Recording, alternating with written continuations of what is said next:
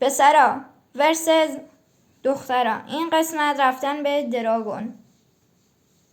دخترا: وای خدا، اگه برم دراگون برم چه بکنم؟ وای سوختم. وای 256 تا سیب کمه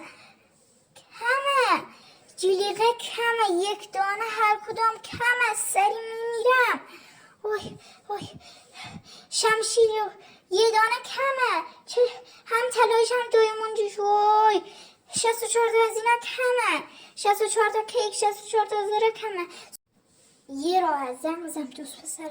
وای محمد سلام، خوبی؟ هرچی میگم بنویس، سری برام بیار، سری. 10 تا شمشیر دایمونی، 10 تا شمشیر طلا، 10 تا جلیقه، 10 تا کلا، 10 تا شلوار، 10 تا کفش، 10 تا کیک، 10 تا زره. هرچی میتونی بیار، هرچی اضافی هم آوردی بهتر. وای خدا اینا کمه، 2 برابرش کن، 2 برابرم کمه. وای چه بکنم؟ وای خدا من. وای سلام، خوبی؟ چطوری؟ قطع کرد که. پسرا بریم دراگون رو بگاییم. یه همه کلاه و لباس و جلیقه و شمشیر و 4 تا مرغ.